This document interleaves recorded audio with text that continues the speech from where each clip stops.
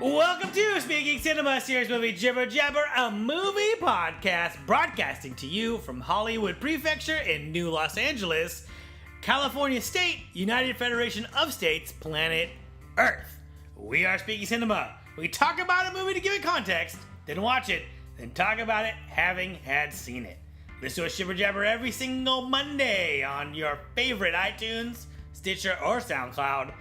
I am your host, Gang Lord, Mr. Jibber Jabber. Hosting here with me today, as always, that Keystone Cop, Kevin. That's me. Just a bumbling Keystone Cop. Just can't get it done. Just going, oh, jeez, Chief. I suck. That's the weirdest thing about Last House on the Left is that there's like this hardcore, like, you know, violence against women and all this stuff, and then cut back to Keystone Cops like eating a sandwich. It's like all the stuff spilling out of it. Yep. It's like, no. Tonally, we're just doing. You know, these are hard turns. It's a Wild West in terms of tone. It's over. It's not quite a U-turn, but it's definitely over 90 degrees. This is season 13.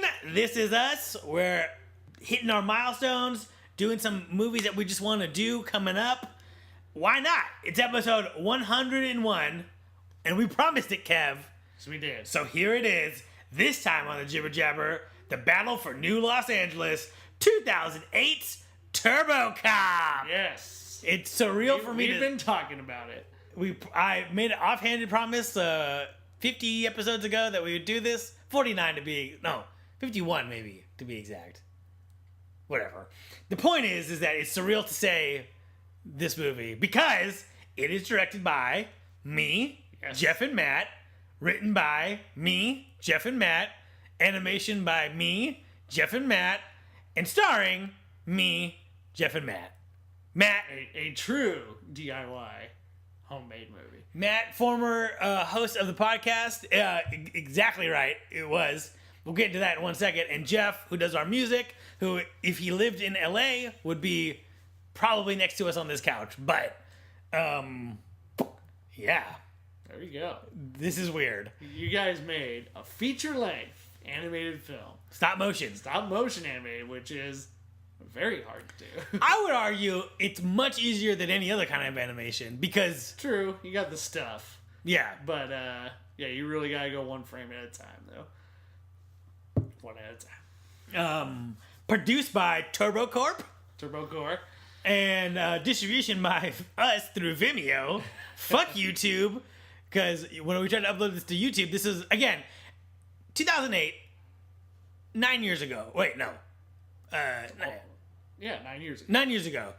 9 years is not a long amount of time in the relative scheme of time. In terms of internet file video hosting, yes. 9 years ago is 1,000 years ago. Yes. Because I remember when YouTube was like 10 gigs max. Yes. That's what happened with TurboCop. Yep. That's why it's in 3 parts on Vimeo, because we couldn't upload the whole thing, and Vimeo went up to, I think it goes up to 25 minutes. So we were like, okay, we can just cut it into thirds. And then with, 30 minutes. So we cut it into thirds. And YouTube, in my YouTube account, it's sitting in there like you know, your past uploads, and it's like rejected too long. So now, apparently now, if we tried to do it, it would work because you could request more time. Yeah. But it's yeah, because people put full movies up on YouTube. Exactly. HD even. It's like, yeah, it's totally changed. You know, you can't even conceive of like, oh yeah, an entire movie is 10 gigs. No, it's not. Like, that would never happen. But you can do it now, apparently. So crazy. You're just born in the wrong era. That's what it was. If you're not familiar, and I assume that most people are not, in the terrible future, the city of New Los Angeles is at war with crime. The gangs outnumber the cops. Their street fighting has turned the city into a battlefield. Destiny has selected one fighter to change the course of history. What awaits him? Will New Los Angeles slip from his fingertips? Or will he be lost in the chaos of a city gone mad? His name is Turbo, and he is the TurboCop. I don't remember if I wrote that. It's very possible. One of us did. Seems like something you'd write. All right, that feels like me. Yeah, that's right on the money. All right, so Kev, we're going to get into this background. I'm sure the pieces of this will be familiar to you, but I'll share it here publicly. So I was in high school. as one does, went off to college, came back for winter break. So me, Matt, and Jeff all back from college. And we had, I don't know how it started. I think we found Matt's high, and there are, I know that someone did this part, someone did this part, but I don't remember anymore. So it's going to be all of us did everything. So we found his high 8 camcorder. Okay. And I had read Robert Rodriguez. This is important. I had read Robert Rodriguez's Rebel Without a Crew, which totally changed my whole life. Sure. One could argue for an unrealistic worse. but you know, he was like, you need to do a movie, you really just need a camera and someone in front of the camera and someone behind the camera, and that's it. And on a technical level, that is true. The truth is much more complicated, right? And we'll get to that in a minute. But so I was very invigorated by this, right? So, and you know, so when Matt was in high school, he got a job. And he used that job to purchase back all the Star Wars toys from his youth off of eBay. All right. So he'd be, you know, hanging out at Matt's house, doorbell rings, he gets a look on his face, gets it, rips it open, Admiral Akbar spills out. So we used those toys, and I don't know, I want to say it's me, but I don't remember. So we decided we should make a stop motion movie out with those, right? So we did it in one night. We talked about it, I think, for a couple of days, and we just did it in one night. And it was called Hey, That's My Dinner. It was about 10-15 minutes. Okay. I can't remember a goddamn thing.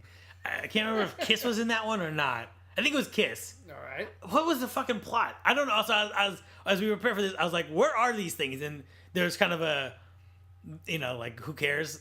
And I'm like, I really want to revisit this. I think, yeah, it's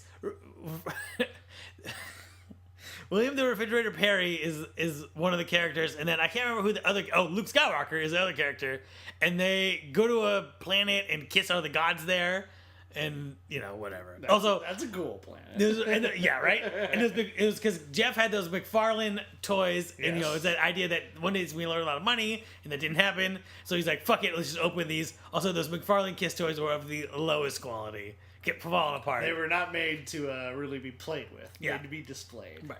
And I super detailed, though. Yes. Super detailed. Super detailed. But they always misled you because all the packaging was hand painted. Yeah. Like, better than the hand painting on the ones that you got. Yeah. What can you do? So then, I really enjoyed the animation of that, right? Doing the animation part. And I enjoyed making a thing. And I went back to college and showed all my fucking shitheads that I knew. Friends, if you will. And so the next, I think this is the way it went. The next year, during the Christmas thing, we made another one called Dinner 2, Zombies of the Undead. And that was, have you seen any? You haven't seen any of this shit, right? No. So that was 30 minutes. And that took us a few days to do 30 minutes, right? So and it came out pretty good. It was funny. There was we had a Star Wars action figure. Also, I should say these are all 3-inch action figure size, right? Okay. G.I. Joes. And that one had a Wiener bot, which we just did like the little beep bloops for. And it was like a R2D2 looking one, but it's more slendular. Okay. Hashtag Wienerbot. Wienerbot lives. And that went over well too. And I can't remember the plot of it other than the police chief. Oh, it's the fridge and someone, and they don't want to be partners. The fridge. The fridge, and they don't want to be partners. They have to be also the the police chief is a T-Rex. Got a T-Rex hand puppet toy from Jurassic Park. Yep. And we're like, he should be smoking. So we went to the corner store and we're like, cheapest cigarettes, please. Parliament Lights. Were they the cheapest cigarettes? Swisher Sweets? I bet you could have gotten a Swisher. I bet, because we only really needed one. Okay. So then, so this was all on a budget of $0, right? So and then we edited that all together and it was these things. So at this point, I'm like, we can make a feature, no problem. But I don't want to do 3-inch action figures anymore because they're very limited. I want to go to 12-inch action figures, which I had a few of from my childhood of toy collection, which, Kev, you know me, you know that garage was full of boxes of bullshit. Absolutely. So as was any boy who had a good childhood. Right. Had lots of toys. So Matt and Jeff made a trailer for Dinner 2, and at the beginning of the trailer said, from the makers of like Sizzla and TurboCop comes dinner to zombies, and I thought that was the fucking funniest shit ever. Latched on to TurboCop. And I latched on to TurboCop. And I know that I did because I was like, all right, dudes, our next thing is going to be TurboCop, which they both summarily dismissed. And I protested. And I remember them being like, what would it be about? I'm like, it's about a cop, and he has like Street Fighter 2 Turbo fighting skills. And, you know, it was like, no. Itself. And no, it can't be that. It has to be that he's a Street Fighter and then he becomes a cop, right? So then we get to talking. So, to my recollection, that summer is when we started. We talked about it, and that summer is when we started. So, it went from there. It took 3 years. So, wow. Sophomore. Also, it's lame that we call these things sophomore, junior, and senior. Sure. Years 2, 3, and 4 of college. And then we finished it that last summer. So it was all over the summer. Then we go away. Then we come back for the Christmas, and we go away. And at some point, Matt started editing it, and then I don't know if he lost interest or if Jeff wanted to take it over or something. But at some point, all the footage went over to Jeff, and then Jeff started editing it. Hey, you met Jeff, right? I never have met. No, I guess not. I guess you haven't. Songwriter. So. Yeah. Well, next time he's up here, or you know. Because I imagine you're not going to go to the San Francisco Bay Area anytime soon. You never know. Take it up there. Take a vacation over good old Bay Area. It's actually an interesting vacation spot because there's a lot of cities in a relatively small area. For sure. Because you go to wine country, you go back to the city, you go to the suburbs. San Jose. Yeah, San Jose, a lot of stuff. A lot of sports up there. Mm-hmm. So, this is all scrambled because I don't know how to talk about this, but all of us. So there was no script. That was my next question. Was there a script beforehand? No. Because we had no jobs and no lives, right? And, you know, we weren't doing anything other than hanging out with each other. We would just play Mario Kart and talk about this, right? Also NBA Jam. NBA Jam, harder to talk about it because that last 2 minutes of every game is just like, you know, you don't want to talk to anyone after that. Catch-up logic. Yep. Infuriating. So, no script. We just talked it through, and then eventually we had, and you know, I didn't know anything about 3-act structure, but eventually we just naturally figured it out.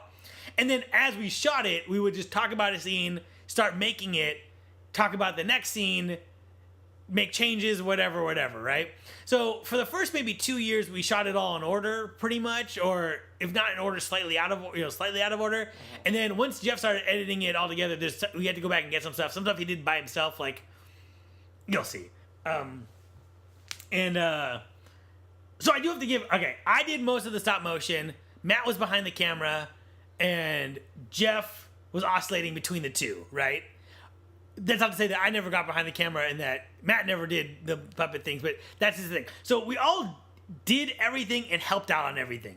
I will give credit where credit is due. Jeff did edit the majority of it. There's lots of long nights of us just hanging out, like, you know, like watching it, trying to get him to do changes and stuff. But like in terms of, he did really put together the rough cut and then the cleaner cut, and then we came in and did more and went and shot some stuff and we come back and then we put it all together. You know what I mean?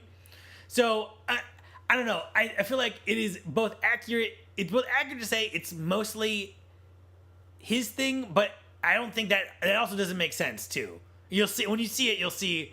And I know you don't know Jeff, but you know me and Matt, so you're definitely going to see me and Matt in there. Sure. So it's really all three of us. But I do have to give credit for him because he definitely worked on it by himself the most. You know what I mean? And that I don't know, that does mean something, and it does take him to a different level of it, you know what I mean? Although I do view it as all of ours. So, and on that note, it would be easy to blame something on someone, but we were all equally responsible. Like, you'll see, there's some scenes that I find to be too dark, you know what I mean? And it's like... Dark in content or dark in lighting? Oh, lighting. Lighting, on a technical level. Content, no. Although, well, we'll get to it. So, Does Admiral Akbar have some childhood trauma in this one? No. He didn't make the cut. Okay. All 12-inch now. Production, we had one high 8 camcorder that we plugged in, but it also had a battery. We had one high 8, you know what I'm talking about, high 8, right? One high is, for those of you who don't know, it was a tape format previous to mini DV. and it looked like a cassette, basically, and you put it in the camera. One high 8 tape. So we would record, ingest it, and then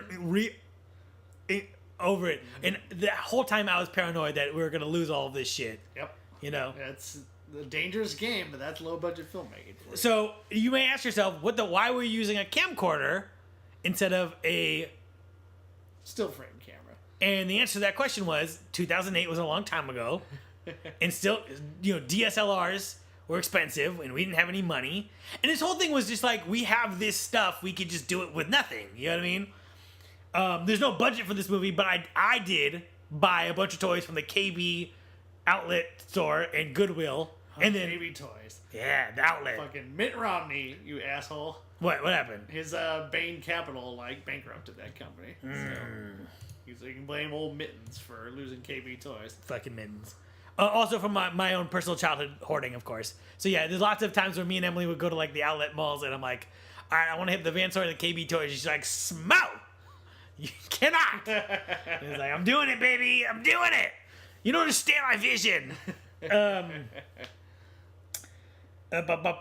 So, there's no footage exists outside of the last 30 minutes of whatever we recorded on a tape. Now, traditionally, you would just keep buying new tapes and have all of that footage just in case.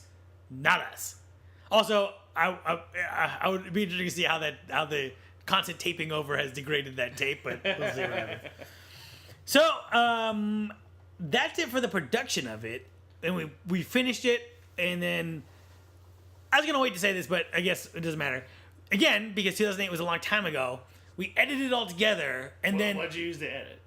Fuck, what Windows Movie Maker? Maybe, or maybe some bootleg version of Adobe Premiere. Yeah, Adobe Premiere. Yeah, or maybe a more tertiary thing, like Sony Vegas or something. I don't even know. Yeah. That's a good question. I don't know.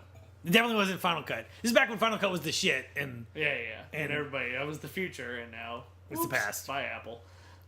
So we recorded the voices after we animated the whole movie. Okay. And then we went back and we had to sync. So you'd be playing the movie on the computer to see where you were, and then you'd be recording the dialogue onto the tape. So that's probably onto the same high 8 tape? Yeah. And then ingesting the high 8 tape, deleting the video portion, and so you're going to see that there's times where it doesn't really... There's a little bit of, not like it doesn't match, but it's just a little bit of not a clean edit. Sure. Because we didn't have a USB mic.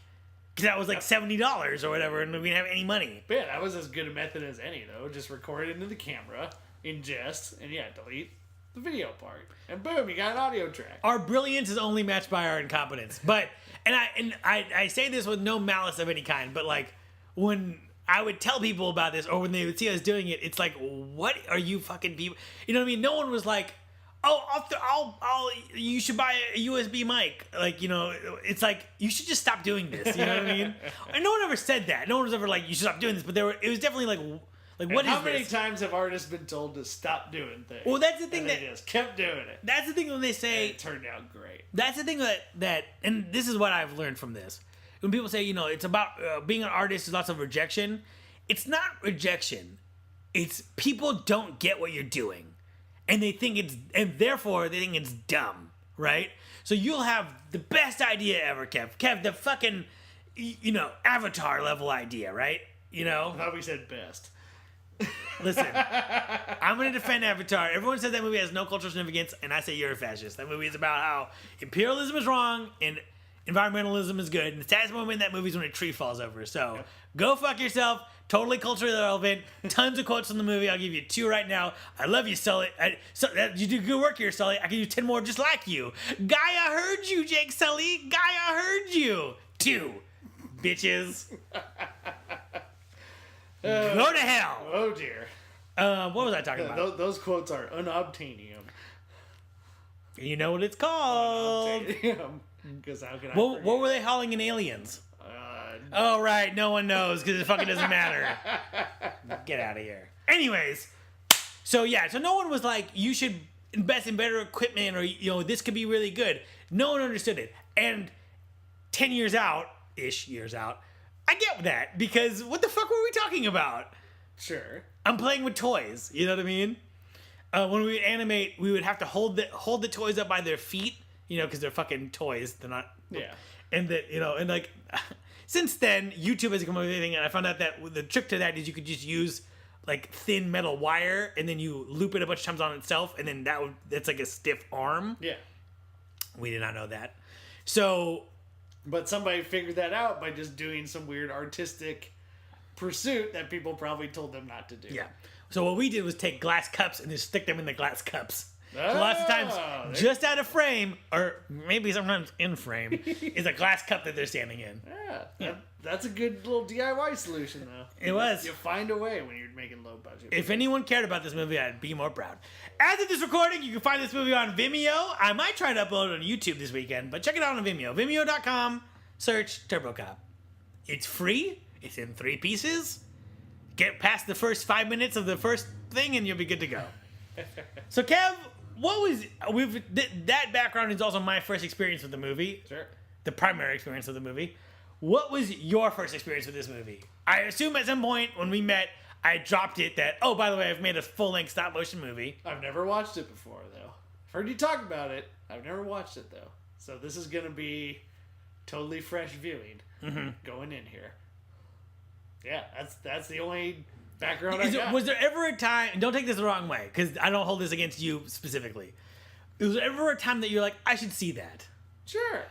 You guys made a movie. But you haven't seen it. I haven't seen it. I'm busy, homie. Apparently. But yeah, it's like the same way I would want people to see some of my work from my film school days and my high school days. You just want to see what people were up to. And that it's kind of a time capsule of that moment in your life, too. It really is. It really is. And this was the first time in my life, because I finished this movie when I was 21 or 2. That sounds right. So I was like 21 or 22, and it was the first time I learned, really coagulated my mind, that just because you create something doesn't mean anyone has to care. Just because you create something doesn't mean anyone has to care. And I don't mean care in the sense of like, when you say I don't care about that, it's like a dismissive thing. I just mean like, I'm just not interested, not in a personal way, right? Mm-hmm. So when I first moved to LA, I was working on a short movie, and this producer dude, who I thought was cool at the time, and looking back on it, was much more of a douchebag than I gave him credit. But he seemed so normal at the time. Yeah. But it was like a lot of my friends from college. It was like my friend from college and some of his friends, and then they got me on there, and we're working for free. And he's like, he's like asking people what they wanted to do. So he's like, "Hey man, what do you want to do, Mr. Jibber Jabber?" And I said, "I want to write and direct." And he's like, and he had this lined up, right? He had that little like, I'll fucking show these kids. Yeah. So he's like, "Oh well, what have you done? What have you done to like show that you could do that?" I'm like, "Well, I wrote, directed, and made a full-length stop-motion movie." And he was stunned by this. Like, he's like, "Oh, well," and that's how I expected people to react when I told them, right? Because like, fucking, have you made a movie? No. Yeah, I've made shorts, but no feature length. A lot of people that talk about that want to make movies never even touched a camera before. And not you, but the proverbial you, Kev. Because I'm not mad at you, Kev. Gotcha. But I'm mad at this guy. Because looking back on this, I'm like, I was a kid, and he's like doing this to me. So he's like, so then he recovers enough to be like, "Oh well, but is it online? Like, how can I see this thing?" I'm like, "Yeah, it's on Vimeo. Just go to Vimeo and type it in, TurboCop, simple." And he's like, "Well, I would need a link." And I walked away from that being like, man, maybe I should like have that on a link or something. And I'm like, no, dum-dum, he doesn't actually give a fuck. And he never gave, and he went in that conversation not giving a fuck. And he was just trying to big league me. Mm-hmm. And that's the thing, is that like, you either care about that or you don't, you know what I mean? And it's like, especially when, it's especially bad, like, because like, for most people, I just tell them that, and that, it's like unsolicited, right? But he solicited that, and then I gave it to him, and then he didn't want it. So it's like, so you're a dick. Everyone else is not a dick, right? Because they didn't ask for it, right? No one asked me to make a movie. This guy was like, "Well, you want to make a movie? How come you haven't done it yet?" And I did do it. So that was the weird thing, where it's like, you're soliciting me to have done something, and I did it, and then now you're like refusing to accept delivery. His only response was the one he probably always gets, and that's no. Right. They didn't have anything ready for a yes. Yeah. Bitches. So anyways, yeah, so I thought that was on me, but, it's not. It's just, it's what it is. So my counterpoint to that argument, though, is it's cheap to write a poem, good or bad. Right? Get some paper, jot some notes. You don't even need paper. You just think the thoughts in your head. Making a movie, it's hard to make a movie, good or bad, right? What was Orson Welles' quote? You know it? He said, "A great novelist needs a typewriter, a great painter needs a brush and a canvas and some paint, and a great filmmaker needs an army." Yeah. It's hard making a movie. And it was. It's a lot of blood, sweat, and tears.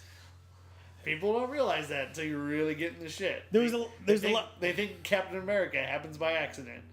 That you just make it. You just put it in the computer and you got a ship falling down. Yeah. No.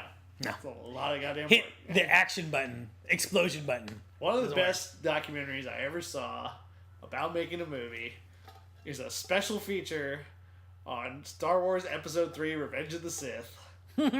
It's called Within a Minute. And it takes a minute of the film. It's part of the final fight between Obi-Wan and Anakin.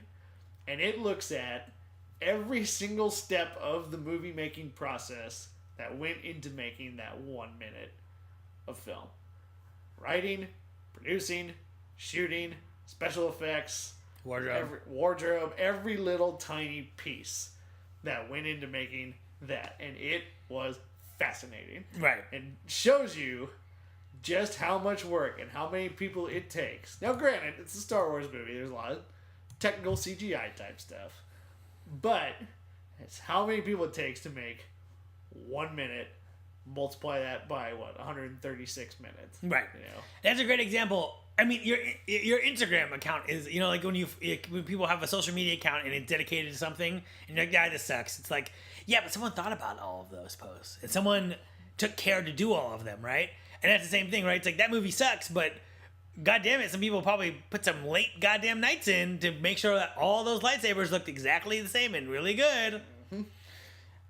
And on that note, with this movie, there was lots of nights where I bitched all night about being too cold. I was such a child where it's like, yeah, if you're cold, you could wear 2 t-shirts and 2 sweaters and 2 pairs of socks. Lost on me. If you had a headache, you could take some Advil.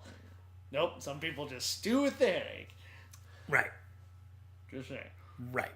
So there were some nights where Matt was watching The Fresh Prince of Bel-Air while me and Jeff were animating these puppets. And it's like, Matt, did you get that last one? He's like, oh, yeah, sure. And there was also nights, to be fair to Matt, where we made him stay up all night and then he had to go work at Panera Bread the next day, on no sleep. And he was like, yeah, I can't do this. And we were like, come on, don't be a puss. So Kev, you like stop motion movies. I'm not going to say this is going to be fucking Fantastic Mr. Fox, because it's not. It's exactly what I said it is, right? It's a 0 budget movie. Sure. But I think there's worthiness into that as much as any kind of art form. You are just making this out of pure passion, and I want to see that passion come through. Indeed. So you're familiar with the writers and directors. Indeed. I have to imagine that helps, because it'll be interesting to see, because it's like, if you don't know us, and especially now that I'm older, I'm and at the time it's like we were very in our own little bubble in terms of everything. So it's like, if you don't know me, would this movie even make sense, right? And I don't know. So we'll see what I can glean from it. Let's revisit that on the back end. Before we start, Emily was like, "Oh, you guys are gonna do TurboCop? Is that the one with the dinosaurs?" I was like, no, it's not. She's like, oh, okay. Which one was that one? So, I don't know if she's going to watch this with me, but we'll see what happens. We'll see what happens. And also I should say before we start, I understand how absolutely narcissistic this is, but this was a joke 50 weeks ago, and, I never thought the future would come because I'm living in the past. So, it's pretty weird to be here right now. But it is what it is. This is the perfect season to do it. Yeah, right? Everybody else's movies, look at ours. Yeah. So, 101 episode. Here we go.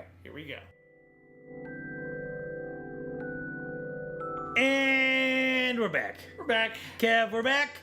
Kev, I watched my movie, TurboCop.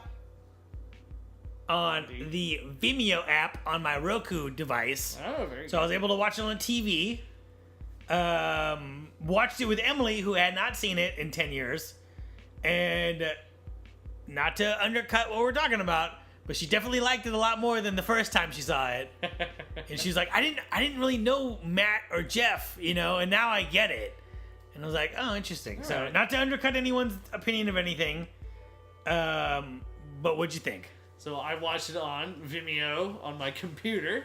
Mm-hmm. I could have queued it up on my TV, but I just... What? The 55-inch TV? 60-inch TV, motherfucker. 60-inch TV. Uh-huh. But yeah, it's not But you said you chose a 13-inch laptop, but it's okay. 20-inch monitor. Listen, it ain't never gonna play the Cinerama Dome, that's for sure. So, under the guise, I tried to remove myself as much as possible from it in terms of who you guys are, and it's no budget and all this stuff. I gotta say, there is some impressive stuff in here. Ah, very good. You guys, what impressed me the most, you don't take any shortcuts with some of the animation. With stop motion, you can get lazy and be like, oh, we could do the sequence this way, but let's just like hammer it out this way. No. You guys have lots of different angles. Yeah. You use a lot of different movie techniques. You don't kind of stick to one thing or the other.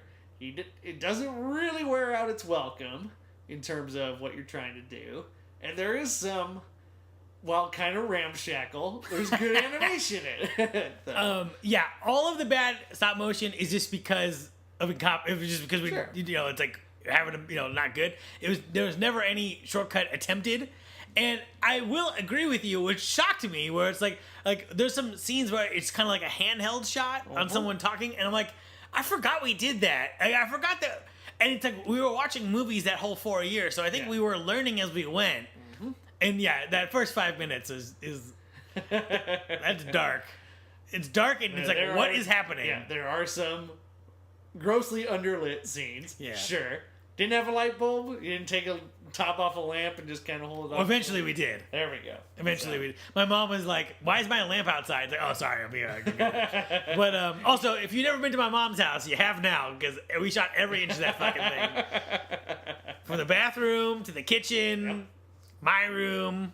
That's just what you gotta do. You know, you use the location you can get to. Yeah. You're DIY in a movie. I do think that, and again, I have to take responsibility for this as much as I don't want to, but for the shots that are too dark, that was always like brought up, like, oh, this is too dark, and then someone was always like, no, it'll be fine, or there's a glare or whatever, and it's like, you know, we didn't have a monitor. We had like a 2-inch SD screen. It's something you learn when you're making movies for the first time. It's way better to kind of overlight something, and then you can tone it down in post, but you cannot fix, like, if something's too dark. Because the camera is literally just not capturing information, so you can't do anything with it. This is correct, and it is a legitimate complaint with the movie, because like there are scenes you don't know what's going on, and it sucks that the opening shot is that way. You know what I mean? It's like that's the wrong way to start. So, but oddly enough, this reminded me of a stop motion movie to show that stop motion does not need to be this perfect, fluid Nightmare Before Christmas type thing to work. There's a little French animated movie called A Town Called Panic.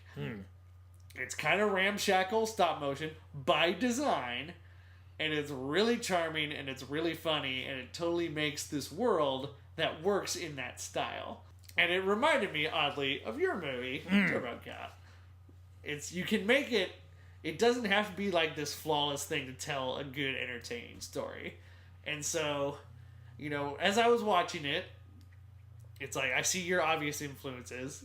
You guys watch a lot of John Carpenter, a lot of Street Fighter type movies. A lot of Warriors, yeah, of course. So some too much direct homage, aka ripoffs of lines from the Warriors, and your love of pro wrestling comes through in the pro wrestling scene, which at one point I was ashamed of, and then later now I'm like, no, I love this. It totally works in that movie. And again, you guys don't take any shortcuts. You have this huge cast Yeah. You're all doing different voices, although you couldn't find a girl to do the girl's voice. We could not. We could not. That sounds about right. You know, back in my movie making days, it's like, okay, I need a girl. Wait, we're all nerds. Hold on. How are we ever gonna get a girl? and beyond, and that was the first half, Kevin. The second half is like, it's like, okay, so you'd have to. We don't know how we're gonna record this sound. You're probably gonna have to record it while you're watching it and fit it into the thing. And people are just like, I just don't want to do that. You know what I mean? Like, sure.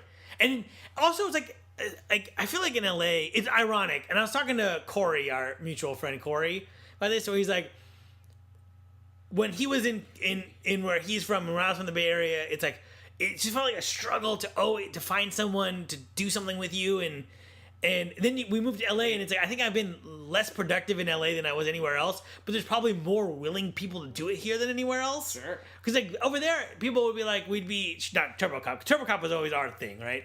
But for something else, like for making another short or whatever, people would be like, well, how long is it gonna take? And it's like, I don't know. We're gonna shoot like 8 hours on Saturday and 8 hours on Sunday, and like all weekend. And it's like, yeah, that's what we're gonna do, you know. And I remember that always being a battle. You know what I mean? You know, it's probably in that book Robert Rodriguez wrote, but he said you get pick 2 of 3, cheap, good, and fast. Mm-hmm. You can have 2 out of 3, and so yeah, if you want to do cheap and good, that means you're like shooting on the weekends and you get 1 day. That's why it takes you 3 years to make a movie like TurboCop. And when you guys were doing movies, did anybody ever get suspicious of you when you were running around with a camera? We got a lot of that in Spokane. That was always my deepest fear. And it's a weird thing, is even now when I go back to the part of the Bay Area that I'm from, I always think like people can see, and it's like the reality is like you walk around at night and it's very brightly lit, but it's dead. Yeah. But it's like the idea that you do anything bad at night, you're like, someone's gonna know. Yep. And like in LA, I'm like, dude, someone can walk naked down the street, and the thing is, in LA, you don't think that anyone's gonna care. Yeah. It's the difference is in Spokane and in Mountain View, it's like if people see it, they're gonna say something. You know what I mean? Well, and when I was doing movies, that was right around Jackass was huge at that time, at the peak of its powers, and there were a lot of copycats in Spokane doing stuff, and we always had that stigma, like people giving us side eye or yelling at us because they thought that's what we were doing. It's like, no, I'm making like this music video or this like semi-funny comedy. I thought it was funny. Like, I'm not doing anything malicious, but just when they see a camera and kids running around with it, there's just this immediate like panic that goes in. Yeah. So yeah.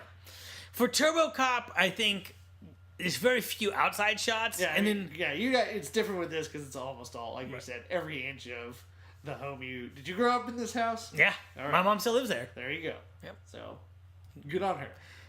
There's a new floor in the kitchen now. That scene wouldn't work anymore. Oh, jeez.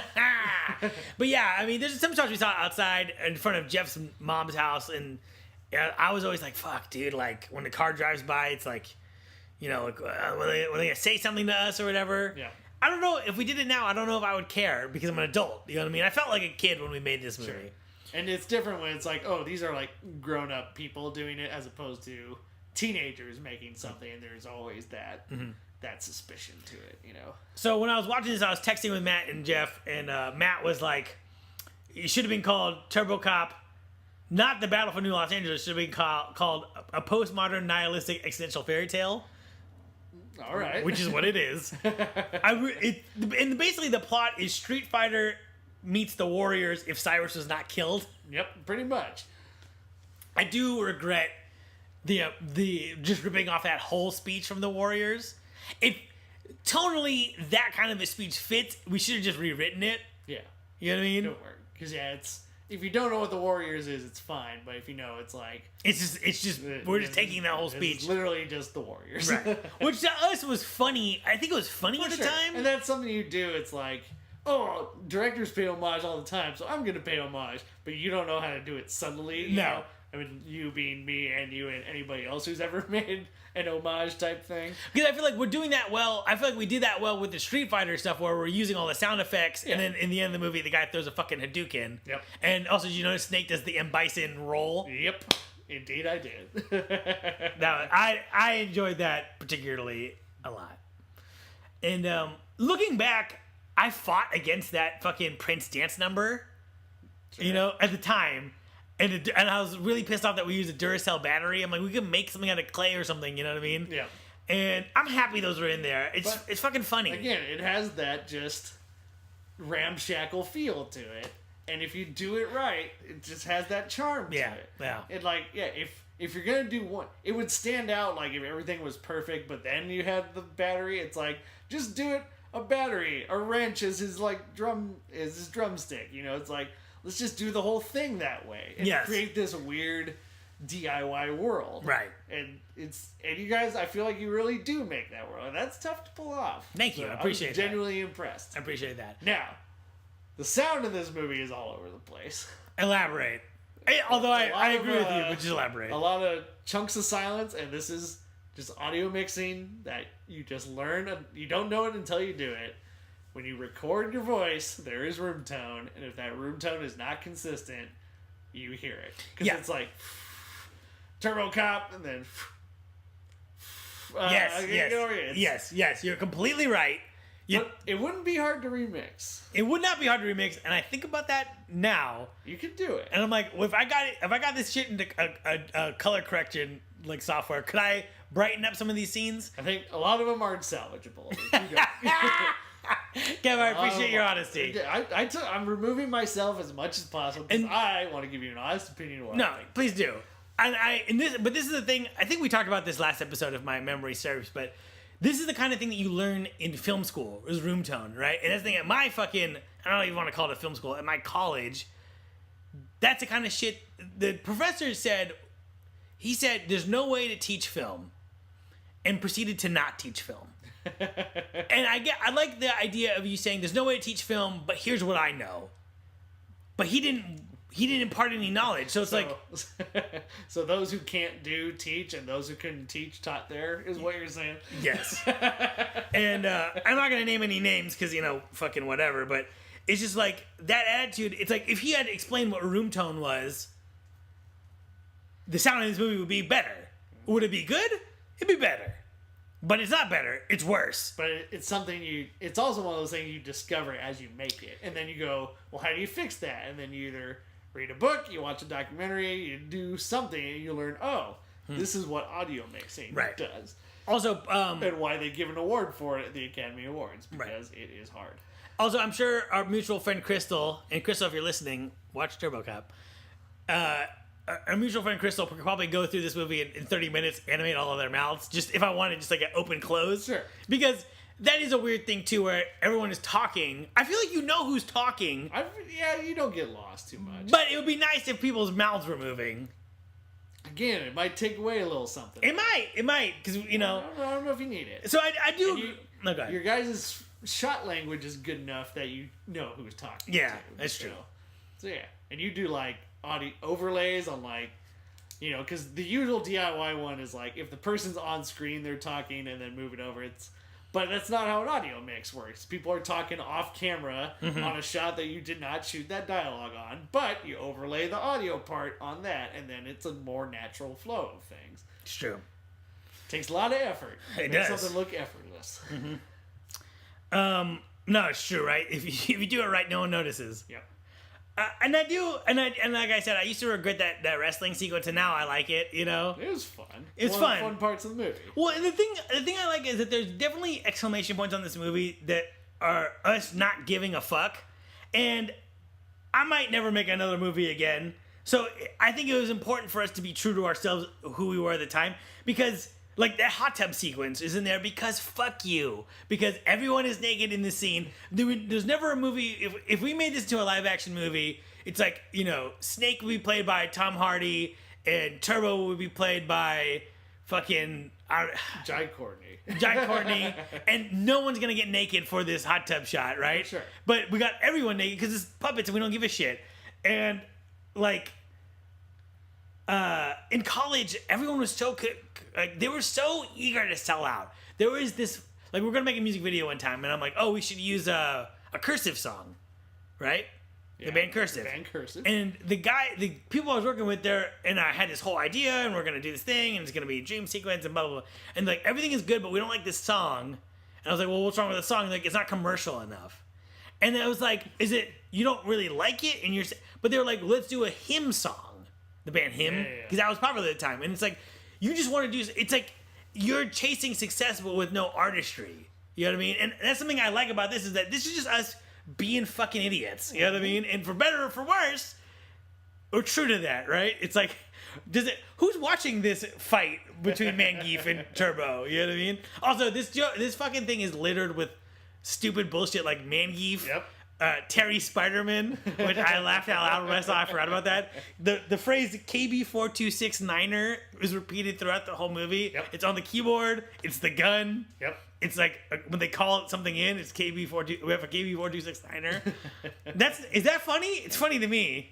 The name Cliff Canyon is the best name on the planet. Jeff, what's the girl's name? Oh shit. She had a great name too. Jeff came up with all the names. I believe. So there's Turbo, Cliff Canyon, Rockstone, Misty, Brooke. I remember it was good. It's Brooke something. I can't remember. Ah, fuck. You pay it off with the credits at the end where it's fake character actors playing the fake characters. Also, the guy who plays Akira, or the FBI agent, Adrian Akira. What's his name? Adrian Akira? What's that name? Whatever. That name is a repeated name. That guy was in Dinner 1 and Dinner 2. Of course. Kao Se Wong. Yeah. That's great. Yeah. So yeah, there's some real good.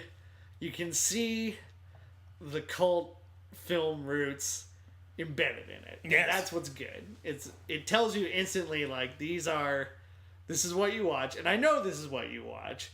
But even if I didn't know who you were, I could tell, whether it was a direct ripoff, The Warriors. But you also do it through the style of the synth music, the way the characters talk, the way they're dressed, the machinations of the plot. It's like, this is like 2 steps down from a John Carpenter movie, but it's pretty close to being a new wave Carpenter movie. Indeed. So. And I think that's all on the performance of Matt and Jeff's voice work, which is fucking fantastic. Like, legitimately good. Like, it is, only you guys are the only 3 that did any voices, but you never confuse the 2 characters. Anyone's characters. Like, there's scenes where Jeff is talking to himself, and he literally, because we didn't have the technology, I cannot stress to you how technologically feeble we did this with.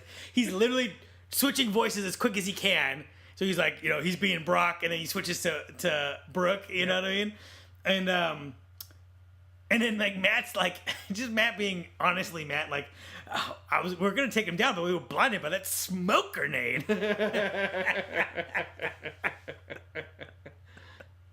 Fucking so stupid, but it's perfect. It's perfect. And there's like things that he did, like there's a scene where he says thank you, Brooke, but there's this little chuckle in Brooke, like thank you, Brooke, like that, and I don't know, it's perfect. Also, I am fucking terrible in this movie. You're not. I do Turbo. Yep. And yeah, I feel like I'm trying to do like Wentworth Miller, but like Bobo Wentworth Miller, and I can't tell, like, was my voice different, or could have been, or am I doing that? I don't remember at this point. It's a good question, but I oddly didn't find any of it like distracting. Nobody's showboating. Nobody's trying to go too over the top. Mm-hmm. You're just doing these characters. Yeah. And you define these characters. And yeah, it really did feel like it was impressive that only 3 guys did all the voices. Yeah. Again, it's possible to do. Like, you don't need a big budget. You don't need to be a pro. If you got a story, just go out there and do it any way you can. Yeah. I should also say before we wrap this up that I don't think very much of it got cut out, if anything. I think maybe a little bit got cut out. No, in terms of like maybe we redid it or made it more clear. I think like when the FBI guy is doing the PowerPoint, that was like, it was like we need to explain what's going on better, you know what I mean? So that was like a thing that just Jeff did. He did all of that in Photoshop, and then it was like, what's the slideshow? What's the slideshow thing called? PowerPoint. He did it in PowerPoint. Wow. So then he just kept clicking through, to go from the slides or whatever. Also, Cliff, when Cliff gives his when he gives his PowerPoint presentation, Yep. We all played with those effects. So good. Also, I like New York is in Mexico. Good fit. Mexico City, now New York, nation's capital. United Confederation of States. Every little stupid thing like that, like, is 100% what I like, right? Of course. Like, the tone of, because any movie like Escape from New York or Big Trouble in Little China or in that mold, there's always an obsession with cities and like, where they are, right, and what they're doing now. And it's, for some reason, that's just a through line that's gone through like every B movie that's ever been made, you know? And so it's those kind of little touches. It's like, you guys truly understand what makes those movies tick. I love how, like, when Cliff meets up with Turbo and he's like, oh, I thought, it's like, we saw Snake, he was over by the Staples Center. It's like, yep. So stupid. Does anything, do you like, we took a lot of pride in having Turbo just be killed, and then Brooke, it doesn't really make sense, like, why does Brooke and, it's weird, like, Turbo is killed, quote unquote, and then Brooke and Cliff leave, and then Turbo shows back up to kill Snake. So it's like, the implication of that scene is that they saw him get up, they know he's alive, they split back up, they went over to the Staples Center, he went to he went to the casino, and then, you know what I mean? Like, we don't explain any of that. Did that come in, was that just like, what? Why is he back? Or is it just silly enough that it works? It's just silly enough that it works. So, yeah. I'm not going to throw too much shade at it. This complicated plot. And I don't know, man. I do like Snake as a villain. I feel like he's an entertaining villain. He is. Something sorely lacking in movies these days. There aren't too many entertaining villains anymore. Where'd they all go? I don't know. It's a bummer. My favorite scene in the movie has to be it has to be the hot tub scene. The hot tub scene is good. It would totally work just live action in a like hard R B movie. And then I think all the fight scenes are good. They're well put together, and you know what's going on. And you're just playing with toys and just figuring out the movements. Just figure it out, you know, and that's impressive.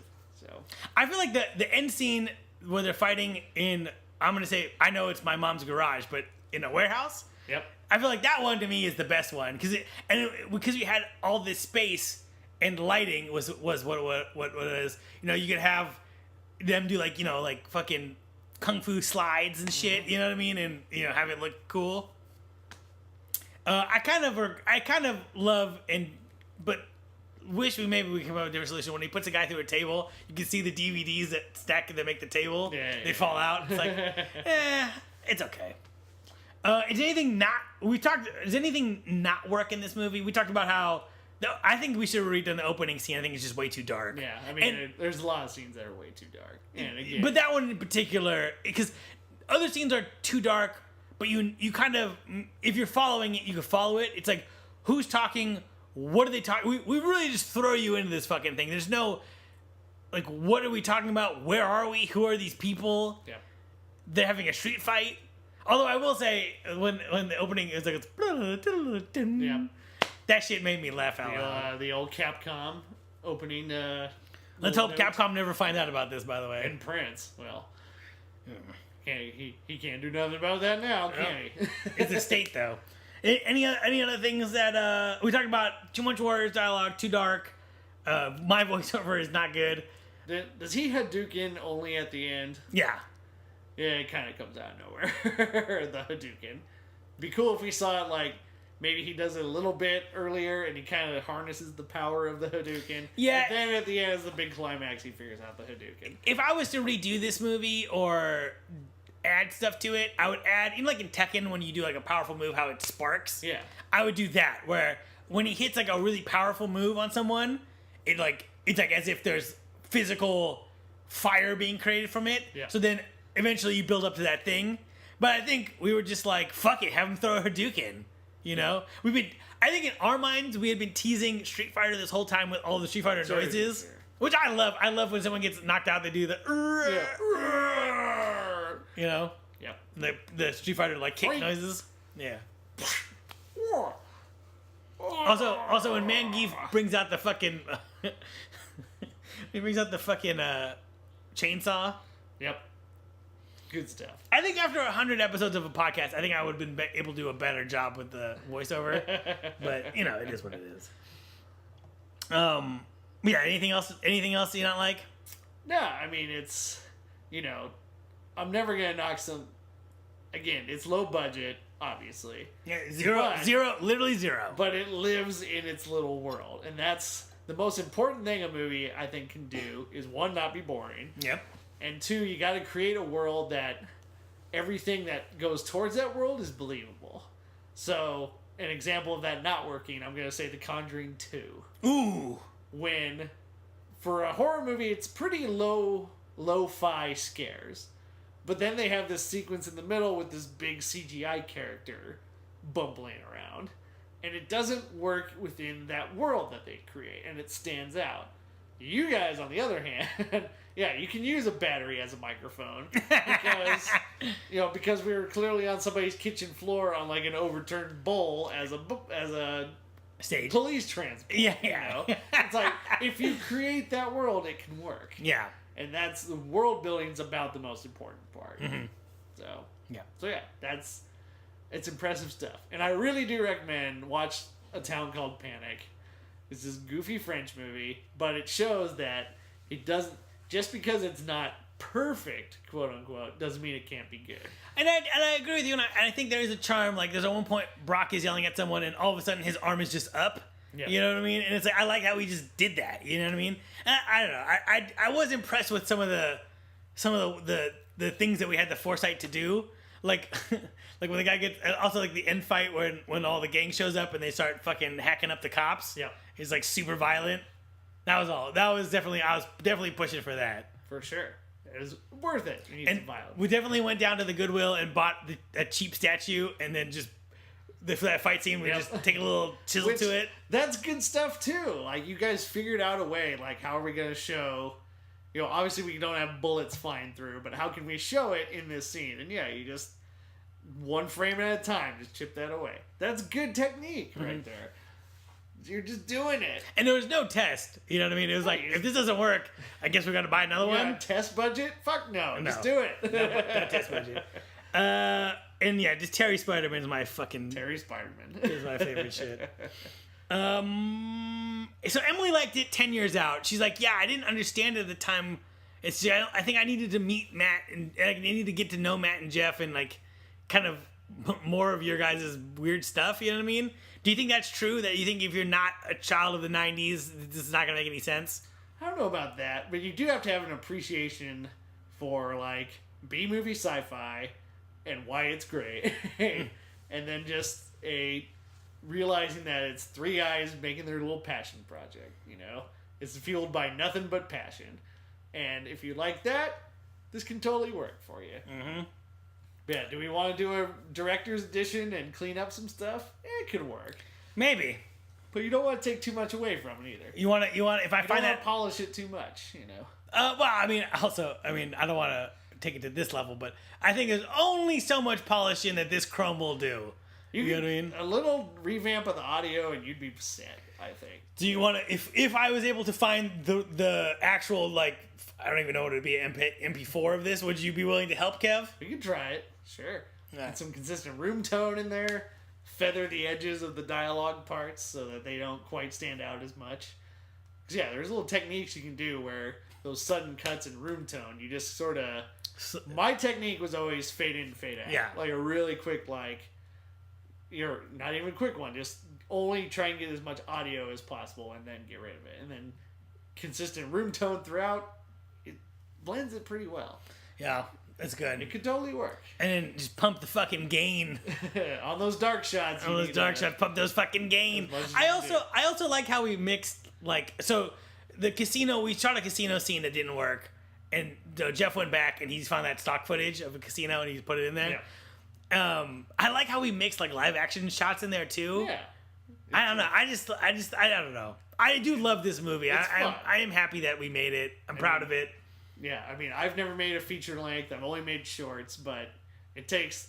And what is impressive with this is you don't feel the quality dip off towards the end, whereas you would feel that with a lot of movies like this, because you're just out of energy, out of money. You just want to... You're more concerned about getting it done than getting it right. But I feel you guys stay pretty consistent with the whole thing. I feel like as the movie goes on linearly, it gets better technically. Yeah. Right? It's like at the end, there's like cool, like as we learned what framing was. Right? I think when we started this movie, I don't even know if I've even taken the introduction to video production. Yep. And by the time it's at the end, it's like we have better light. We have like we found a fucking helicopter toy, so now we have that. Which I had higher hopes for. We should have painted it. There's a million things where I was like, why didn't I just try to paint something or something? You know what I mean? Yeah. But then how much would it have added? Maybe when you do it there, but now it's there and it's just part of the charm of the thing. Sure. So. Is there anything else you got, Kev? That's it. Do you like this movie and does it work? I do like it. It does work. It has a charming roughness to it. Sometimes a little too rough. Mm-hmm. But when you realize it's a no-budget, feature-length movie, it's just good that it exists at all. Mm-hmm. So, I do like it, and I have enough time away from it where I could just see it for what it was supposed to be. exactly. You know what I mean? I think when we first made it, it was like, fuck. Like, we had this idea. I forgot everything about it that we didn't do. The things I wanted that I didn't get. The things that I got, but they turned out not to be the right decision. Mm-hmm. You know what I mean? And I'm glad I lost. And there's a lot of battles I lost that I'm glad I lost. I'm glad there's a silly song in there. You know what I mean? So. Exactly.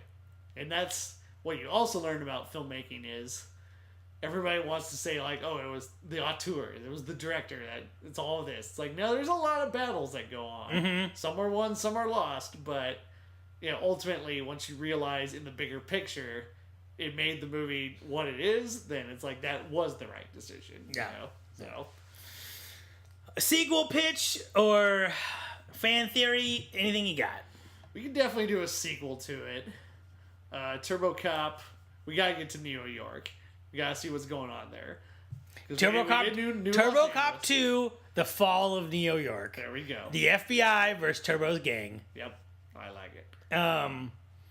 I also think a live action remake would be fun and You funny. could totally do. This almost works as like an animatic for an entire live action. It does. It really would. I thought there's a couple years ago where I was like, I should just make this to a screenplay and try to talk. I haven't talked to Matt or Jeff about that, but and then just have that in my back pocket, and then be like, here's what I wanted it to look like. Yeah, just like this. That's basically pre-visualization all done for you, Mm-hmm. and then you just put the camera in front of it and shoot it. And then I kind of want to make another stop motion thing. I've been thinking about doing something like that for almost 10 years now. It might be the right time. I don't have any plan. I just think that maybe I'm into the concept again.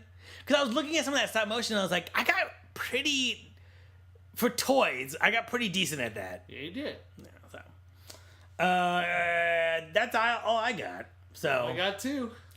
That's it for this episode. Thanks for listening to our conversation. Come back and join us on the next episode. This episode written by me, Mr. Jibber Jabber. Music by Jeff Russell. Kev, thanks for being here. Me?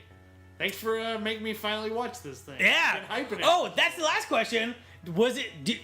Did you make the right decision in waiting? Yeah, I think I did. I wanted to watch it with a critical eye. It happened when it happened. It did. Listen, we're trying to get those views up. I don't know. I might try to bust out. I don't know. Maybe. Hopefully, I think I have this old hard drive underneath my bed. Hopefully, it turns on, and I don't know. Maybe I'll try to upload it to YouTube as one big thing. See if you can.